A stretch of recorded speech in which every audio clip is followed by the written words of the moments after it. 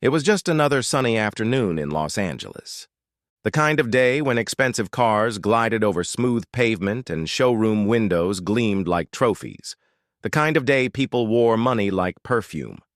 Malik Johnson stepped out of a matte black Range Rover, freshly detailed, sunlight dancing on its hood.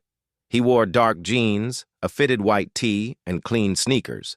Not flashy, but sharp, confident, understated. He walked toward Royce and Barrett Luxury Motors, a sleek glass dealership specializing in European cars, Bentleys, McLarens, Rolls-Royces. Malik moved with calm purpose. The second he walked in, eyes turned. Not in awe, in doubt. Behind the glossy white reception desk, a salesman named Todd glanced up from his iPad. His jaw stiffened. He adjusted his blazer, put on a fake smile. Hey man, you lost? Toyota's across the freeway. Malik raised an eyebrow. No, I'm in the right place. Todd chuckled nervously. Right. Well, just so you know, our cars here start at 6 figures. We don't really do window shopping.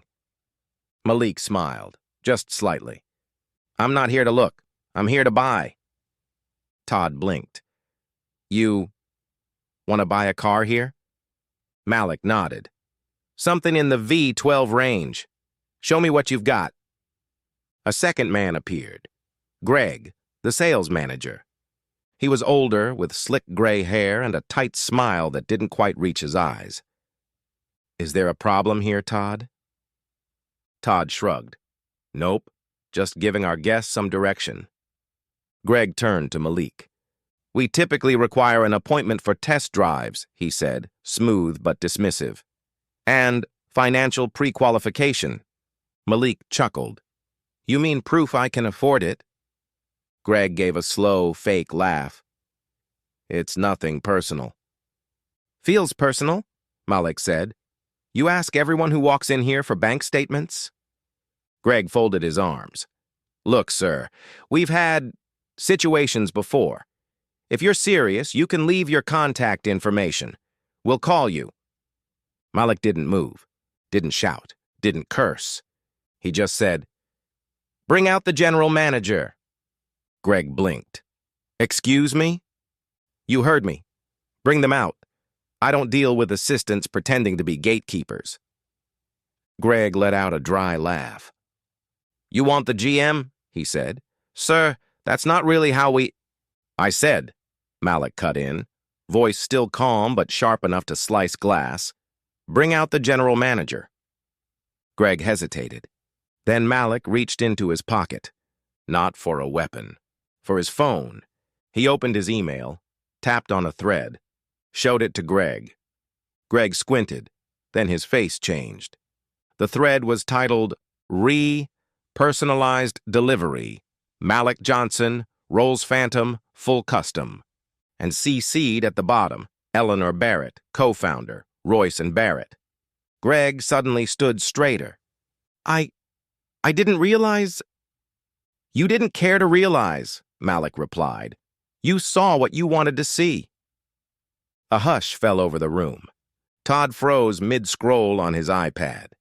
Even the receptionist looked up from her desk. Then, heels clicking on tile, Eleanor Barrett entered. Mid-50s, blazer sharp as a blade, eyes sharper. Mr. Johnson, she said, smiling wide.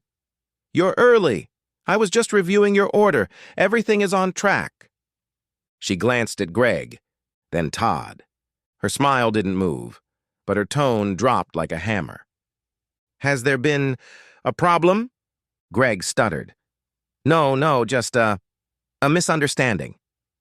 Malik turned to her, smiling.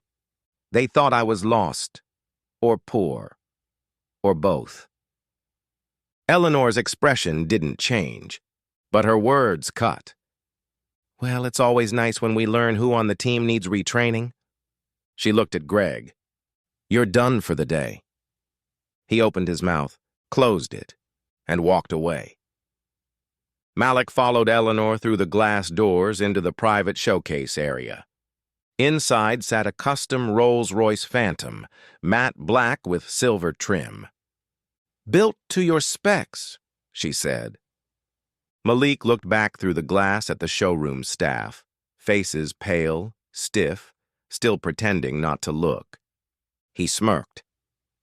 You know, he said, I almost didn't walk in. Figured I'd be judged the second I stepped through that door. Eleanor raised a brow. But you did anyway. Malik nodded. Because I don't walk for them.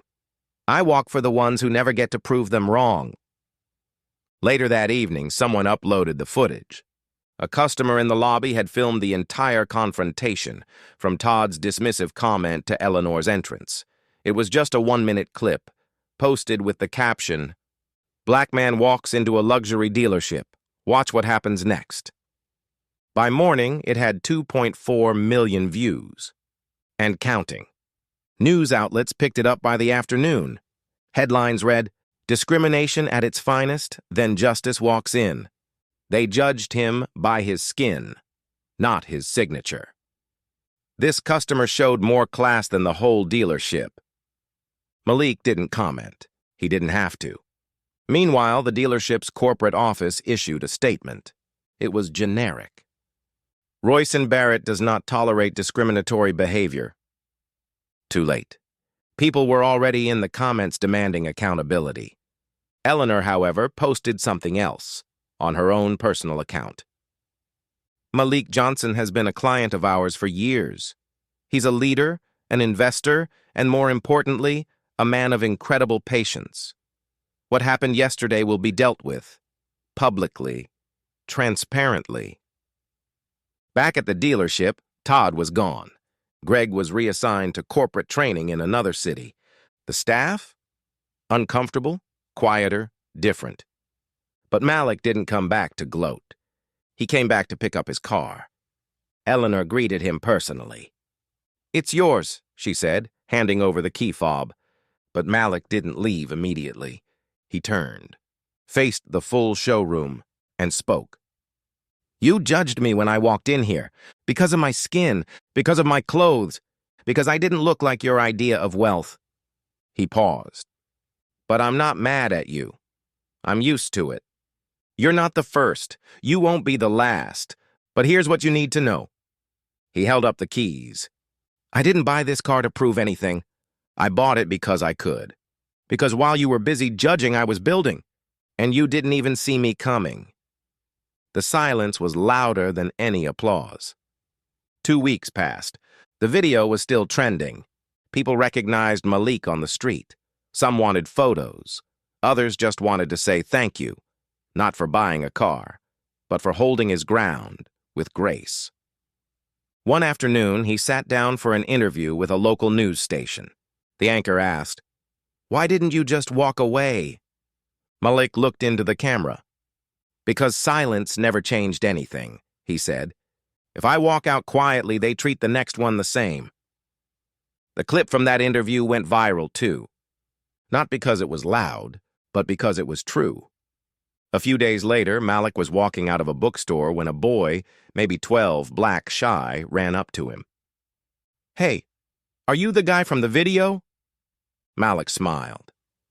"Yeah, that's me." The boy nodded. "You made them listen. Even the judge at my mom's case saw it." Malik crouched down. "What's your name?" "Jalen." Malik handed him a business card. "Stay in touch, Jalen. One day, they'll try to underestimate you too. When they do, don't shout."